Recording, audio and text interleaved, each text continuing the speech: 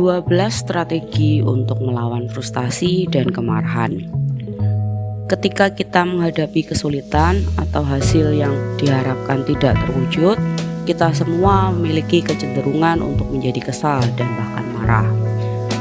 Ada banyak hal yang dapat memperburuk Anda. Rasa frustasi kita sering kali disebabkan oleh faktor-faktor luar yang berada di luar kendali kita. Misalnya, alat yang rusak atau orang yang menjengkelkan mengganggu kita. Apapun alasannya, terkadang merasa frustasi adalah hal yang wajar. Tetapi yang penting adalah bagaimana kita menangani frustasi itu. Jadi, inilah 12 cara untuk meredakan amarah Anda. Pertama, bernafaslah. Pernafasan yang rileks dan terkontrol mengubah kimia otak sehingga neokorteks yang bijaksana, bukan amigdala yang mengendalikan aktivitas. Anda dapat membantu diri Anda sendiri menghindari kata-kata dan tindakan gegabah dengan menarik dan mengeluarkan nafas dalam kesadaran penuh.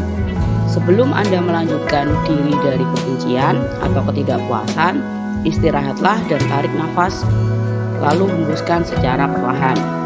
Kedua, cobalah untuk melihat frustasi Anda sebagai keberhasilan yang tertunda daripada sebuah kegagalan. Reaksi dan perasaan Anda akan berubah tergantung pada bagaimana Anda menghadapi situasi. Anda lebih mungkin mengetahui bahwa Anda dapat mengatasi rasa frustasi jika Anda melihat keadaan Anda sebagai hal yang bisa diatasi. Ketiga, berbicara dengan teman selalu merupakan ide yang baik untuk mengatasi frustasi. Ya, mungkin tidak semuanya, tetapi intinya adalah dapat berbicara dengan seseorang tentang perasaan yang selama ini Anda tahan daripada menghindarinya adalah sebuah ide yang bagus.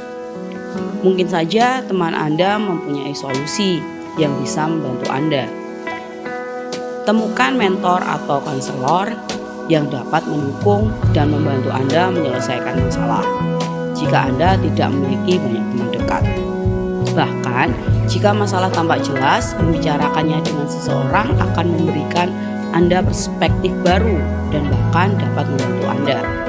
Keempat, buatlah jurnal di mana Anda dapat mencatat keberhasilan dan kegagalan Anda. Menyadari pencapaian Anda dapat menginspirasi Anda. Dalam hal yang sama, dapat bermanfaat untuk melacak aktivitas yang Anda yakini membatasi Anda. Anda akan dapat mengawasi apa yang berhasil dan apa yang tidak untuk Anda dengan cara ini. Kelima, akui realita. Anda juga harus memeriksa realita diri sendiri. Jika Anda sudah mencoba segalanya untuk menyelesaikan sesuatu dan masih tidak berhasil, Anda harus mencoba menerima apa adanya. Dalam situasi seperti ini, Anda dapat membuat daftar keuntungan dan kerugian, lalu melanjutkan dari sini. Keenam, awasi kemajuan. Anda kadang-kadang mungkin merasa segala sesuatunya tidak berjalan cukup cepat atau tidak berjalan sesuai rencana. Hal ini dapat menyebabkan banyak frustasi. Tentu saja, buat daftar periksa dan evaluasi kemajuan Anda. Meskipun mengambil beberapa langkah kecil pada suatu waktu mungkin tampak seperti tidak ada apa-apanya, Anda akan dapat melihat seberapa jauh Anda telah melangkah dengan mencoretnya dari daftar bucket list Anda satu persatu. Ketujuh, beri diri Anda hadiah. Saat Anda frustasi, ketegangan dan kecemasan menumpuk yang dapat berdampak negatif pada suasana hati, siklus tidur, dan kondisi tubuh secara keseluruhan. Anda dapat bersantai dan melepaskan emosi yang ditimbulkan oleh frustasi dengan meningkatkan perawatan diri Anda, terutama merawat tubuh Anda. Mandi santai, berjalan-jalan, atau membaca sesuatu daripada marah atau memukul seseorang. Kedelapan, bergerak ketika dilakukan dalam suasana alami. Olahraga dapat membantu meredakan ketegangan dan stres yang disebabkan oleh frustasi. Mulailah secara perlahan jika Anda tidak terbiasa berolahraga secara rutin. Beristirahatlah lebih singkat untuk berlatih pernafasan dalam atau meditasi jika Anda tidak dapat berolahraga saat mengerjakan tugas yang membuat frustasi. Jangan marah. Salah satu cara untuk melepaskan emosi adalah dengan marah. Ini mungkin baik digunakan terhadap diri sendiri.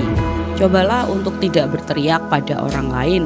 Sebagai gantinya, istirahatlah dan baca sesuatu yang lucu atau tonton video YouTube kami. Ini semua tentang mengendalikan amarah Anda, sehingga Anda dapat berpikir jernih. Setelah Anda diam, Anda akan berpikir lebih jernih dan mengatasi masalah yang menyebabkan kekecewaan Anda.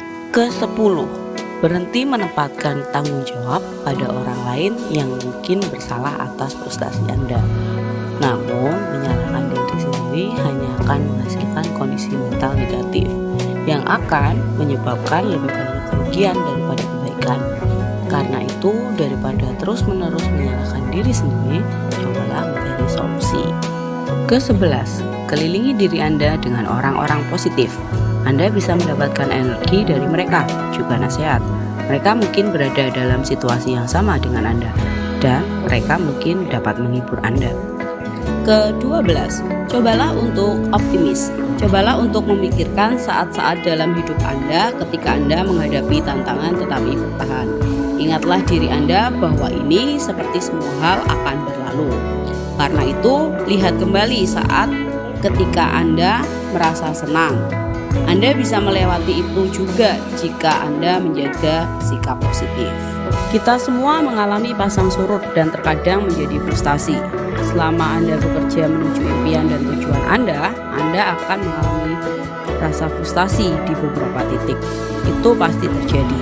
Tetapi perlu diingat bahwa bagian terpenting adalah bagaimana Anda menangani itu.